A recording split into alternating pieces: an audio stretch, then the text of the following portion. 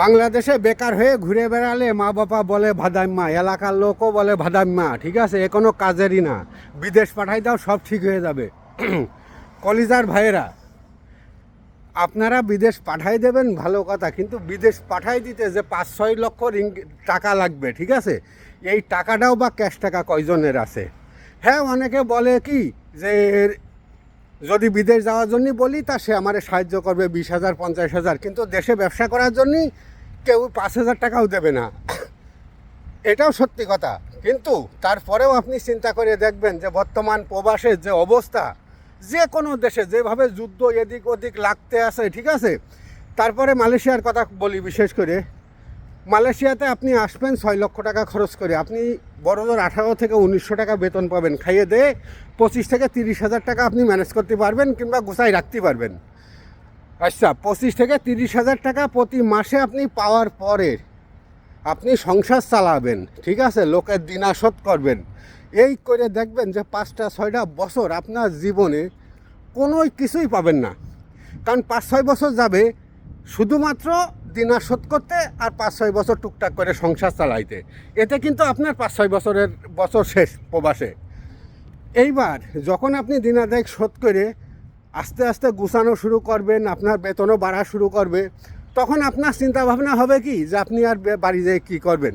আরও 2 বছর থাকি না, আরও 1 বছর থাকি না, ঠিক আছে? এই আরও 2 বছর থাকি না, আরও 1 বছর থাকি না, এই করতে করতে এর ভিতরে আপনি যত টাকা গুছাবেন না, এইসব টাকা পয়সাগুলো ভাই আপনি খাইতে পারবেন না। কারণ আপনি কষ্ট করে বিদেশ থেকে যখন 2-1 কাঠা জমি কিনবেন কিংবা 2-1 বিঘে জমি কিনবেন, ওই জমি কিন্তু আপনার আর বেঁচে খাওয়া সম্ভব হবে না। কারণ তখন আপনার বাইরে থেকে আপনার পরিবারই বলবে, ঠিক আছে, যে কত কষ্ট করে জমিটা কিনা, বেচার দরকার কি, থাক, দাম বাড়ুক পরে বিক্রি করবানে, দাম বাড়ুক পরে বিক্রি করবানে। ভাই, জীবনেও কিন্তু তারা বিক্রি করবে না এবং আপনারা বিক্রি করতে দেবেও না, গ্যারান্টি সহকারে বলতেছি, ঠিক আছে? কারণ আমার অভিজ্ঞতা থেকে বলতেছি, আমিও চাইছিলাম যে কিছু জমি জায়গা কেনার পরে, জমি জায়গা কিনা হয়ে গেছে, দেশে যাওয়ার আগে বিক্রি করে দেবো, ঠিক আছে, দিয়ে কিছু টাকা পয়সা বানিয়ে ব্যবসা বাণিজ্য শুরু করব। কিন্তু আমারও সেই জমিটা আর বেচতে পারতেছি না, কিংবা বেচতে দিচ্ছে না পরিবারের থেকে। এবার আস্তে আস্তে কি হবে, প্রবাসী আমরা যারা পাগল আছি তারা সারা জীবন প্রবাসে পড়ে থাকবো, আর টাকা পয়সা জমি জায়গা যাই করব সব থাকবে হলো সন্তানের জন্যে আর বউয়ের জন্যে। একটা কথা হিসেব করে দেখবেন, যদি বাংলাদেশে আপনি 500টা হাঁস পালন করেন কিংবা 100টা চীনা হাঁস পালন করেন, তাও ভাই বর্তমান হিসেব অনুযায়ী আপনার ভাত পরে খাবে। কারণ হাঁসের বাচ্চা বিক্রি করা একটা কঠিন একটা ব্যবসা, ঠিক আছে, কঠিন একটা ইনকাম। এই কারণে বলতেছি, প্রবাসে না এসে দেশে খামারের ব্যবসা করেন। খামারের ব্যবসা করলে, খামার করলে আপনি দেখবেন আস্তে আস্তে আপনার যে একটা বাড়তি টেনশন, যে এদিক ওদিক ঘোরাফেরা, এইগুলোও আস্তে আস্তে বন্ধ হয়ে যাবে, ঠিক আছে? আপনি একটা প্রকৃত দায়িত্ববান মানুষ হিসেবে পরিণত হবেন।